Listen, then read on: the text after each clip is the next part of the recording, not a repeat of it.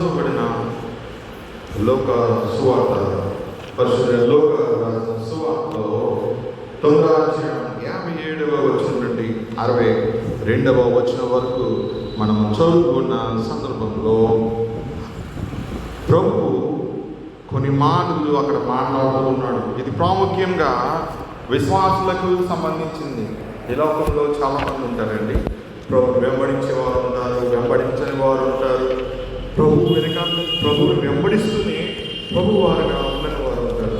యువతి కాలంలో ప్రభు ఆ ఇరువురి గురించి ప్రత్యేకంగా మాట్లాడుతూ ఉన్నాడు. కొన్ని సత్యాలను దేవుడు ఈ సువార్త పాఠ్యభాగం ద్వారా ఆయన మనతో మాట్లాడుతూ ఉన్నాడు. 56వ వచనాన్ని గమనిస్తే ఒక మాట రాయబడుతుంది, వారు మార్గమున వెళ్ళుచుండగా. యేసు ప్రభు ఎప్పుడు కూడా ఒకే ప్రాంతంలో ఉండకుండా తన పరిచర్యలో ఆయా ప్రాంతాలు సంచరిస్తూ అనేక మందిని దేవుని వైపుకు త్రిప్పిన సందర్భాలు మనకి సువార్తల గ్రంథాల్లో మనకి కనబడుతూ ఉంటుంది. మార్గము అనే పదాన్ని మనం గమనిస్తే పాత నిబంధన గ్రంథంలో తోరా అనే పదం ఉపయోగించబడుతుంది. తోరా అంటే ధర్మశాస్త్రం అని, చట్టము, న్యాయము అనే పదం అర్థాలు తోరాకి వివరించబడుతూ ఉంటాయి. ఇప్పుడు ధర్మశాస్త్రం లేకపోతే తోరా ఏం చేస్తుంది? మనం నడవలసిన మార్గాన్ని బోధిస్తూ ఉంటుంది. ఇప్పుడు ప్రభు మార్గాన్ని వెళ్తూ ఉన్నాడు. ఆ మార్గం నువ్వున్న మార్గం అయి ఉండొచ్చు, నేనున్న మార్గం అయి ఉండొచ్చు. ప్రియమైన సంగమా, ప్రభు నిన్నైనా దర్శించడానికి రావచ్చు, నన్నైనా దర్శించడానికి ఆయన రావచ్చు. ఆయన మార్గాన్ని వెళుతూ ఉన్నాడు. ఒకసారి ఆయన గదరై నీటి దగ్గరికి వెళ్ళాడు. ఎక్కడో సముద్రం అవతల ఉన్నాడు. యేసు ప్రభు విడిచిపెట్టేశాడు. ఆ వ్యక్తిని విడిచిపెట్టలేదు. సముద్రం దాటి అవతలికి వెళ్ళి ఆ వ్యక్తిని రక్షించాడు. రక్షకుడు కాబట్టి ఆయన రక్షించడానికి వెళుతూ ఉంటాడు.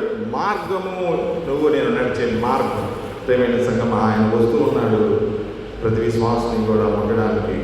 ఆయన వెళుచూ ఉండగా ఒకడు అనే మాట అక్కడ రాయబడుతూ ఉంది. ఒకడు పేరు రాయబడలేదు. పరిశుద్ధ గ్రంథంలో కొంతమంది పేర్లు రాయబడుతున్నాయండి, కొంతమంది పేర్లు రాయబడట్లేదు. వారు మంచివారి పేర్లు రాయబడుతున్నాయి, చెడ్డవారి పేర్లు రాయబడుతున్నాయి.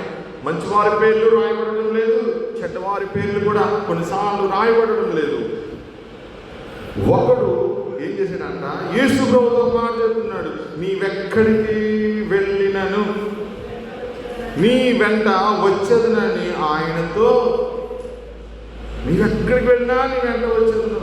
ప్రభుతో చాలా మంది ఇదే రీతిగా మాట్లాడుతూ ఉంటారు. ప్రభా నేను వెంబడిస్తాను.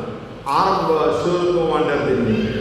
భారతీయ మరొకగా తెలుగు వారికి ఉన్న ఒక లక్షణం ఏంటంటే ఆరంభ శూరుడు అనే పదం మనకి ఉపయోగించబడుతూ ఉంటుంది. ఒక సామెత అందులో పొగడుతూ ఉంది, హేళన కూడా మనకి వినపడుతూ ఉంటుంది. ఈ వ్యక్తిని గమనిస్తే ఏమంటూ ఉన్నాడంటే, నీ వెచ్చడికి వెళ్ళినాను, నువ్వెక్కడికి వెళ్ళినా నీ వెంట వచ్చాను. ఎక్కడికి వెళ్తాడు యేసు ప్రభు? సిలువ మరణానికి వచ్చాడు ఆయన. సిలువ ఎక్కడానికి వచ్చాడు ఆయన. సిలువను మోయడానికి వచ్చాడు, అవమానాలు భరించడానికి వచ్చాడు, తృణీకరించబడ్డానికి వచ్చాడు, కొట్టబడ్డానికి వచ్చాడు, నిందించబడ్డానికి వచ్చాడు. ఆయన మీద ఉమ్ము వేశారు, జుట్టు పెరిగి వేశారు, ఆయన వస్త్రాలు లాక వేశారు, ముళ్ళ కిరీటం పెట్టారు, కర్రతో కొట్టారు, చంపతో కొట్టారు, ముసువేసి కొట్టారు ఆయన్ని, ప్రభుని. నువ్వు రాజువా అని విమర్శించారు. మరి ఎన్ని అవమానాలు భరించడానికి వచ్చాడు ఆయన. ఇప్పుడు ప్రభు వెళ్ళే మార్గం ఏంటి? సిలువ మార్గం అది. ఇప్పుడు ఈ వ్యక్తి అన్నాడు, నువ్వు ఎక్కడికి వెళ్ళినా నీ వెంట వచ్చేది. చాలామంది ఈ లోకంలో ప్రభుని వెంబడించేవారు ఆ రీతిలో ఉంటారు. నువ్వెక్కడికి వెళ్ళినా నేను వస్తాను. సాధారణంగా అన్యుల్లో ప్రభుని విశ్వసించారంటే కడదాకా విశ్వసిస్తారు. కొంతమంది ఉంటారండి, ప్రభు నాకు స్వస్థత కార్యం చేస్తే చేస్తాడని నమ్ముతాడు కానీ విడిచిపెడతారు ప్రభుని. ఒక గొప్ప కార్యం చేస్తాడు ప్రభు నాకు నమ్ముతారు, అంతవరకే. ఆ తర్వాత మరలా లోక సంబంధమైన కార్యాల్లో మునిగిపోతూ ఉంటారు. అటువంటి వారు మనకి సాధారణంగా కనబడుతూ ఉంటారు. విశ్వాసానికి పిలువబడుతున్న వారిలో కూడా అదే రీతిగా ఉంటుంది. ఒక గొప్ప కార్యం కొరకు ప్రభును వెంబడిస్తాను అని నమ్ముతారు, మరలా విడిచిపెడుతూ ఉంటారు. ప్రభు ఏమని చెప్తున్నాడంటే ఆ వ్యక్తితో జవాబు ఇస్తున్నాడు. 58వ వచనంలో అందుకు యేసు, అందుకు ప్రభు ఎప్పుడు మాట్లాడండి ఆయన ఊరికే మాట్లాడు. ఆయన మాట్లాడేటంటే మాట నెరవేరుతుంది. కలుగును గాక అని పలికిన స్వరము సృష్టి యావత్తుకి వెలుగునిచ్చింది కదా. ఇప్పటికీ వెలుగు అలా ఉంది. చీకటిని పగలని వేరుపరిచాడు ఆయన. ఆ వెలుగు ఇప్పటికీ మనం చూస్తూ ఉన్నాం. ఈ వెలుగు ఎలా కలుగుతుంది? ప్రభు పలికిన మాట. త్రిత్వములో రెండవ వాడు దేవుడు. ప్రియమైన సంగమా, యేసు ప్రభు వాక్కు అని పిలువబడుతున్నాడు. యోహాను మొదటి అధ్యాయం మనం గమనిస్తూ ఉంటే ఆయన దేవుడు అని అక్కడ యోహాను భక్తుడు చెప్తూ ఉన్నాడు. ఆయన వాక్కు ఆది యందు ఉన్నాడంట, దేవుని యందు ఉన్నాడంట. కలుగును గాక. ప్రియమైన సంగమా, పలుకబడిన మాట వాక్యం అనగా పలుకబడిన మాట. ఇక్కడ మనం చదువుతున్న సందర్భంలో ప్రభు ఇప్పుడు జవాబిస్తూ ఉన్నాడు ఆ వ్యక్తికి. ఎటువంటి జవాబు ఇస్తున్నాడు తెలుసా? ఆయన అంటున్నాడు, నక్కలకు బొరియలు, ఆకాశ పక్షులకు నివాసములు కలవు. నక్కలకు బొరియలు ఉన్నాయంట.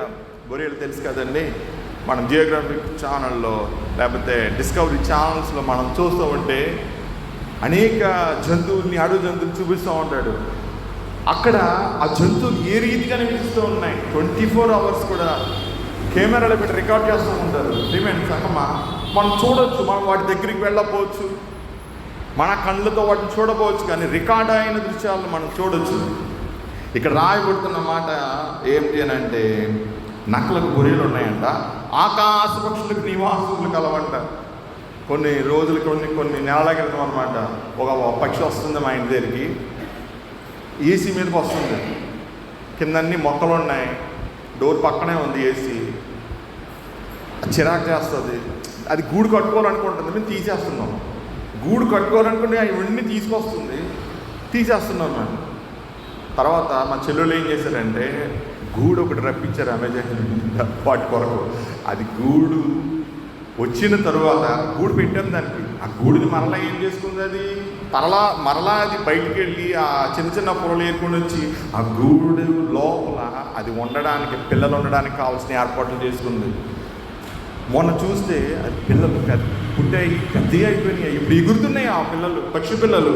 ఇప్పుడు నక్కలకు బొరియలు ఉన్నాయంట, ఆకాశ పక్షులకు కూడా నివాసములు ఉన్నాయంట. మోగ జీవులకి, ఆత్మ లేని జీవులకి దేవుడు నివాసాలను ఏర్పరుస్తూ ఉన్నాడు. ప్రియమైన సంగమం, వాటికి ఆహార పదార్థాలను కూడా ఆయన ఇస్తూ ఉన్నాడు. ప్రభు ఏమని చెప్తున్నాడంటే, నక్కలకు బొరియలు, ఆకాశ పక్షులకు నివాసాలు కలవు, కానీ మనుష్య కుమారునికి తలవాల్చుకున్నటికైనా స్థలం లేదని అతనితో చెప్పాను. మనుష్య కుమారుడు అంటే యేసు ప్రభు అండి. మనుష్య కుమారుడు అంటే యేసు ప్రభు. బెన్ ఆదాం అని వాడబడుతుంది పాత నిబంధనలో. బెన్ ఆదాం అని అంటే ఆదాము కుమారుడు అని అర్థము. ఆదాం అనగా మానవుడు అని అర్థం. ప్రియమైన సంగమా, ఇక్కడ చదువుకున్న ఈ భాగంలో మనము జ్ఞాపకం చేసుకుంటే మనుష్య కుమారుడు ఎవరు? ఆదాము కుమారుడు యేసు ప్రభు. ఆదాము పోలికలో శాపరస్మైన దేహాన్ని, అంటే నీ దేహాన్ని, నా దేహాన్ని ఆయన ధరించాడు. ఆదాము వలె. ఆదాము శపించబడ్డాడు కదా, తను చేసిన పాపమును బట్టి దేవుని సన్నిధానం నుండి వెలివేయబడ్డాడు. అదే సంతానం నుండి వచ్చిన మరియ ద్వారా దేవుడు ఈ లోకంలోకి తన కుమారుడిని తీసుకుని వస్తూ ఉన్నాడు. అందుకనే ఆయన ఆదాము కుమారుడు అని పిలువబడుతూ ఉన్నాడు. ప్రభు అతనితో ఈ మాట చెప్తూ అంటున్నాడు 59వ వచనంలో, 58వ వచనం, మనిషి కుమారునికి తల వాల్చుకుంటకైనను స్థలం లేదు అంటున్నాడు. 59 అంటున్నాడు. ఆయన ఇంకొక వ్యక్తితో చెప్తున్నాడు, ఒకనికి ఒక జవాబు ఇస్తూ ఉన్నాడు. అందరికీ ఒకటే జవాబు ఉండదండి. ఒక జవాబు ఒకరికి ప్రభు ఇస్తున్న జవాబు ఆ వ్యక్తికి ఒక విధంగా ఉంటే ఇంకొక వ్యక్తిని పిలుస్తూ ఉన్నాడు. ప్రభు ఎప్పుడు పిలవాలండి? పిలుపు ఉండాలి. పిలుపు ఉంటేనే దేవుని బిడ్డలుగా ఎంచబడుతూ ఉంటారు. పిలుపు లేనిది మనం ఏమి చేసినా దుష్ఫలితం అయిపోతూ ఉంటుంది. పిలుపు ఉండాలి. ఒక వ్యక్తిని ప్రభు పిలవాలి. ఎక్కడికి పిలవాలి? లోకంలో నుండి పిలవాలి. అబ్రాహాముని పిలిచాడు లోకంలో నుండి, శిష్యుల్ని పిలిచాడు లోకంలో నుండి.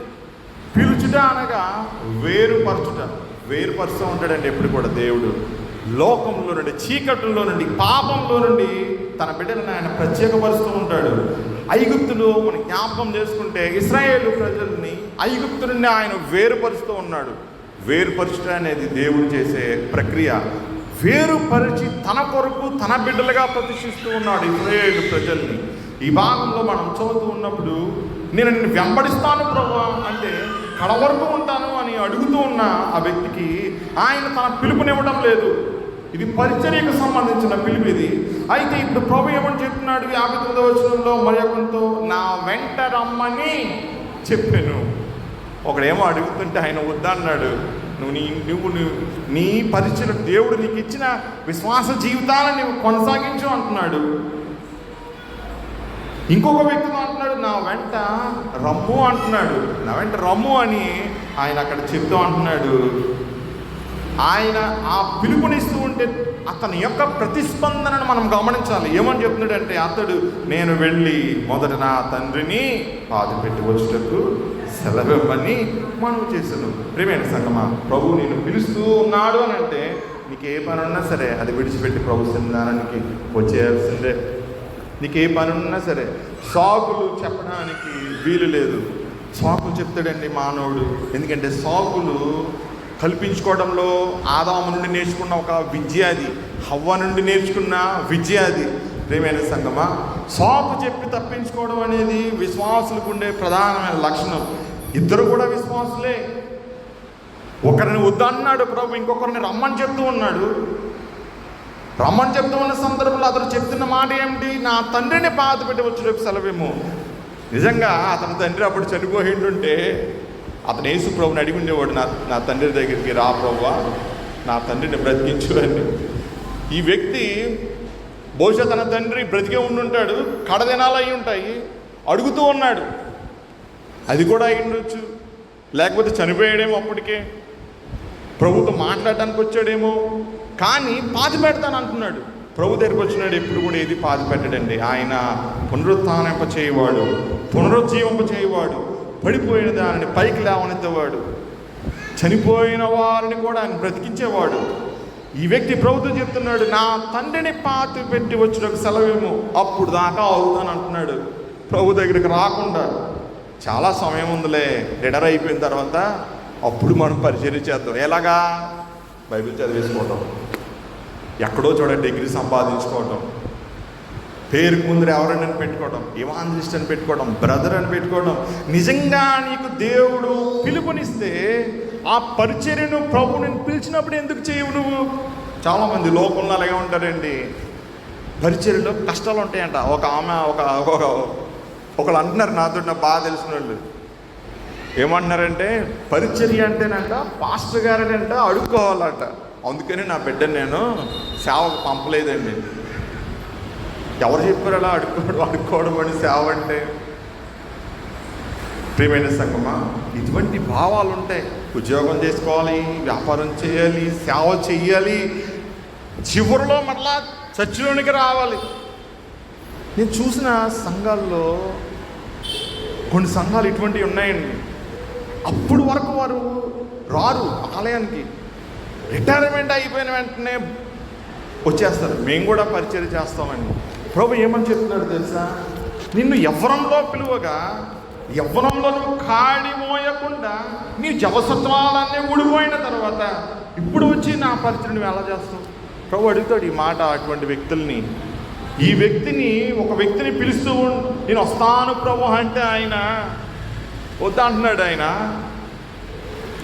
నక్కల గుబురుడు ఆకాశ పక్షులకు నివాసాలు ఉన్నాయి, నా మార్గము ముళ్ళ మార్గము పరిచర్య మార్గం, నువ్వు దాన్ని చేయగలుగుతావా అని అంటూ ఉన్నాడు. ఎవరికి ఇచ్చిన పరిచర్యను వారు చెయ్యాలి అని చెప్పి ఇక్కడ ప్రభు వారితో చెప్తూ ఉన్నాడు. ఇంకొక వ్యక్తిని పిలుస్తూ ఉంటే సాకు చెప్తున్నాడు, తండ్రిని బాధపెట్టి వస్తాను ప్రభువా, నాకు జీవితంలో చాలా సమస్యలు ఉన్నాయి తండ్రి, సమస్యలన్నీ ముగించుకోవాలి ప్రభు, అన్నీ తీర్చుకోవాలి, నా కష్టాలు ఉన్నాయి తండ్రి, ఇబ్బందులు ఉన్నాయి, అప్పులు ఉన్నాయి, అప్పుల వరకు నేను పని చేసుకోవాలి, అప్పులు తీర్చాలి. ప్రియమైన సంగమా, ఎన్నో సాకులు విశ్వాసులు చెప్తూ ఉంటారు. నమ్మమని చెప్తాడు దేవుడు నిన్ను, నువ్వు నమ్మవు. నమ్మితే గొప్ప కార్యాలు చేస్తాను అంటున్నాడు కదా ప్రభు. మానవ జీవితంలో ఎదురయ్యారు, సముద్రం ఉంది, వెనకాల ఫరో దొరుకుతూ ఉన్నాడు, నువ్వేం చేయాలి? విశ్వాసంతో నీ అడుగు వెయ్యాలి అంతే. ఎర్ర సముద్రం చీలుతుందండి. దాని అర్థం ఏమిటంటే నీ జీవితంలో ప్రభు నిన్ను పిలిచిన పిలుపు ఎటువంటిదో నువ్వు జ్ఞాపకం చేసుకోవాలి. నువ్వు ఏ స్థితిలో ప్రభు యందు నువ్వు విశ్వాసం ఉంచావో, ప్రారంభంలో ఏదో ఒక సమస్య వచ్చి ఉంటుంది, వ్యాధో, ఓటమో, ఏదో ఒకటి, లేదా పరీక్షలో విజయం కొరకు నువ్వు దేవుణ్ణి నమ్ముకొని ఉంటావు. దేవుని బిడ్డవే, క్రీస్తు నందు విశ్వాసం ఉంచిన కుటుంబంలో పుట్టిన వాళ్ళే అయినా సరే ప్రభువునందు విశ్వాసం ఉండదు. నువ్వు ఏ స్థితిలో ప్రభువుని విశ్వసించావో ఆ విశ్వాసాన్ని నువ్వు కడదాకా కొనసాగించాలి. మధ్యలో మనం ప్రభుకి సాకులు చెప్పడానికి లేదు. ప్రభు ఒక వ్యక్తికి పిలిపిస్తున్నాడంటే అది మహాభాగ్యం అండి. ఎంతమంది ఆ పిలుపుని స్వీకరిస్తూ ఉంటారు. సాకులు చెప్పే వాళ్ళు ఎక్కువ ఉంటారండి ఈ లోకంలో. సాకులు చెప్పే వాళ్ళు ఎక్కువ ఉంటారు. సాకులు చెప్పే వాళ్ళు ప్రభుకి ఇష్టం ఉండరండి. నోటి నుండి ఉమ్మేస్తాడు ఆయన నోటి నుండి ఉమ్మేస్తాడు ఆయన సాకులు చెప్పే వాళ్ళని. నువ్వు బ్రతికితే ప్రభు కొరకు బ్రతకాలి, చస్తే ప్రభు కొరకు చావాలి. ఈ రెండే ప్రభు మనకు ఇచ్చిన మాటలు. సాకులు చెప్తూ దేవునికి మనం దూరంగా ఉండకూడదు. ఈ ఉదయకాలంలో ప్రభు చెప్తున్న మాట, నువ్వు రా అని పిలుస్తున్నాడు ఆయన. నువ్వు చెప్పే సాకులు ఆయన వినడండి, పిలుపు అంటిస్తాడు. ప్రతిఫలం అనేది తర్వాత ఉంటుంది.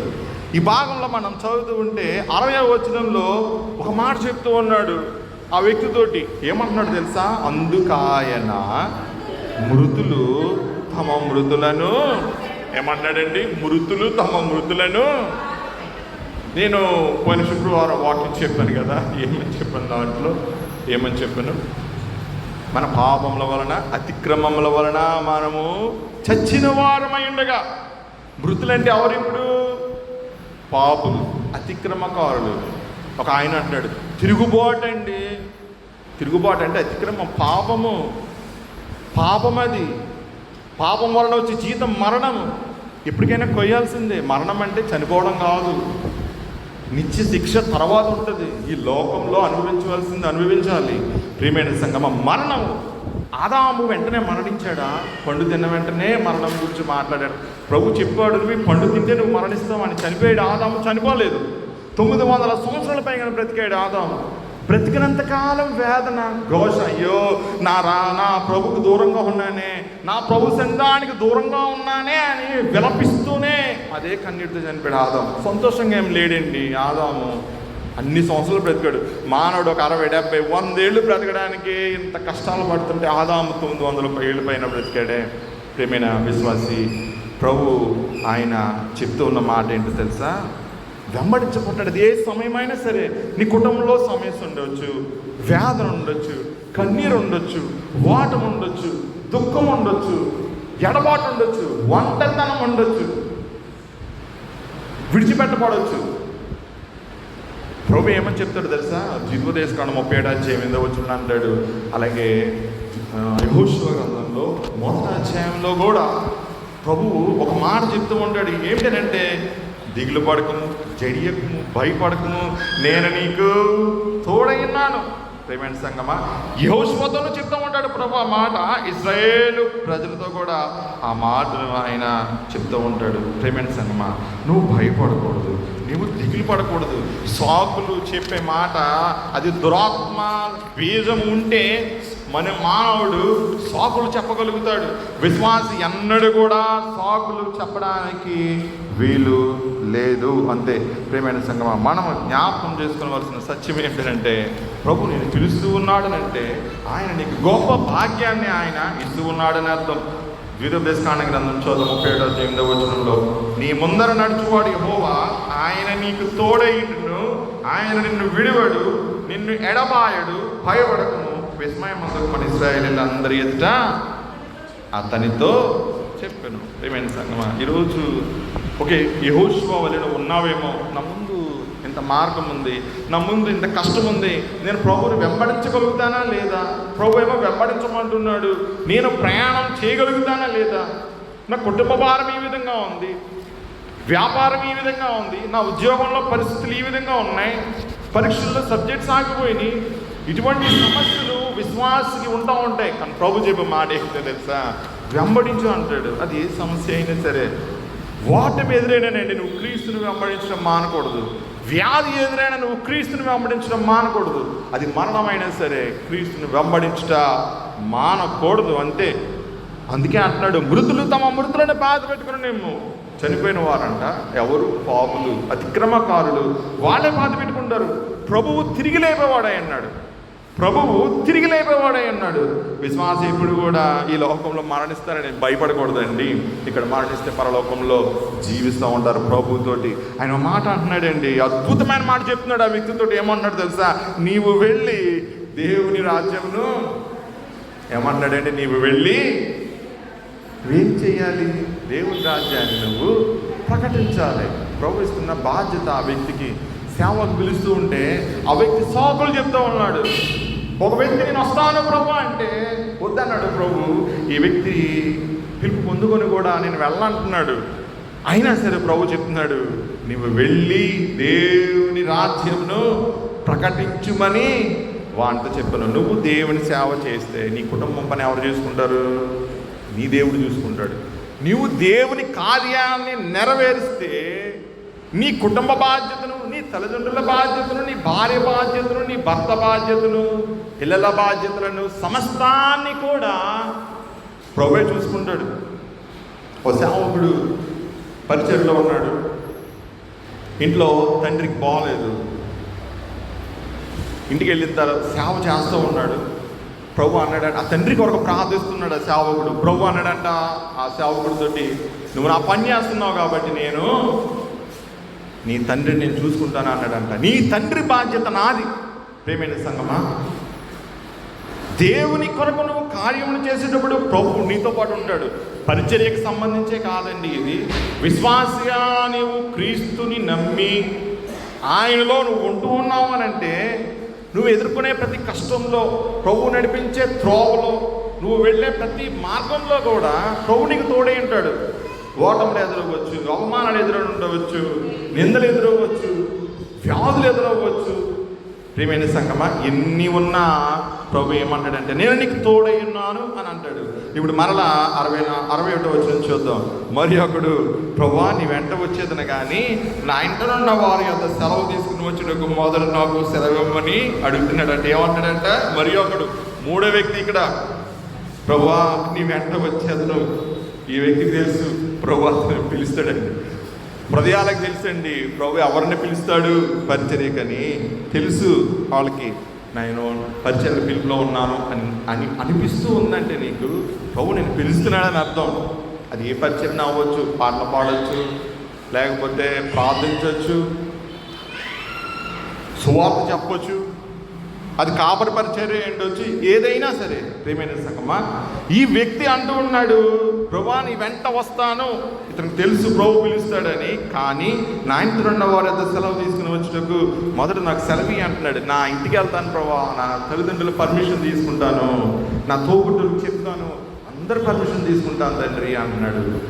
ప్రియమైన సంగమా, ప్రభు ఏమంటున్నాడు తెలుసా ఆ వ్యక్తితోటి చివరి వచనంలో, నాగటి మీద చెయ్యి పెట్టి వెనుక తట్టు చూచువాడెవడును దేవుని రాజ్యమునకు పాత్రుడు కాడు. ఈరోజు వాక్యమైన దేవుడు మాట్లాడుతూ ఉన్నాడు, నాగలి గురించి చెప్తూ ఉన్నాడు. నువ్వు పొలం దున్నుతూ ఉన్నావు, నువ్వు దున్నాలి పొలాన్ని. ఇప్పుడు పొలం దున్నే సమయంలో నువ్వు చెయ్యబెట్టి వెనక్కి చూస్తే నువ్వు దున్నుతావా? దున్నలేవు. విత్తనం నాటగలుగుతావా? భూమిని శుద్ధి చేయాలి, రాళ్ళు రప్పలేరాలి, దున్నాలి. నువ్వు వెనుదిగితే నాగలు అక్కడే ఉండిపోతుంది, ఇంకొకటి వచ్చి దాన్ని దున్నుతారు ఆ భూమిని. ప్రియమైన సంగమా, నాగలి పరిచర్య పిలుపుకు సాదృశ్యంగా ఉంది, నీ మీద పెట్టబడిన భారానికి సాదృశ్యంగా ఉంది, కాడికి సాదృశ్యంగా ఉంది. ప్రియమైన సంగమా, ఆయన చెప్తున్నాడు, నువ్వు నాగలి మీద ఆల్రెడీ నువ్వు చేయి పెట్టావు అంటున్నాడు.